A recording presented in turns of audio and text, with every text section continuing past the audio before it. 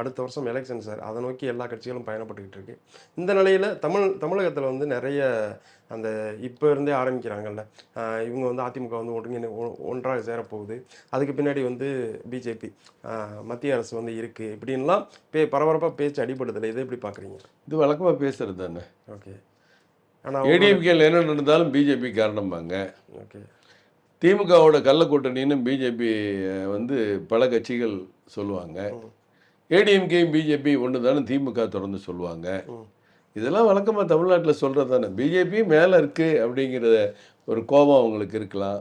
மேலேங்கிறது மத்தியில் 21 மாநிலத்தில் கூட்டணி ஆட்சி, தனியாக ஆட்சி, ஒரு இந்தியாவின் மிகப்பெரிய இயக்கம், அசைக்க முடியாத சக்தியாக இருக்காங்கிற வருத்தத்தில் இருக்கலாம்.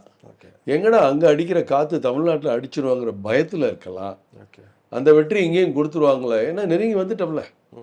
முதல்ல வந்து நீங்கள் கால் ஒன்ற முடியாது, வேர் ஒன்ற முடியாதுலாம் சொன்ன காலம்லாம் போய் ஆட்சிக்கு வரவிடக்கூடாது. இப்போ வைகோ பேச்சு, திருமாவளவன் பேச்செல்லாம் முந்தி அவங்க கால் ஒன்றவே முடியாதுங்கிறதெல்லாம் போய் இப்போ ஆட்சிக்கு வரவிடக்கூடாது, அதற்கு நாம் எல்லோரும் சேர்ந்து அந்த டைலாக் எல்லாம் மாற்றுற அளவுக்கு இன்னைக்கு பிஜேபி. ஆச்சி பாதாம் ட்ரிங்க். ஆச்சி பாதாம் ட்ரிங்க் ஒன்று வாங்கினா ஒன்று ஃப்ரீ.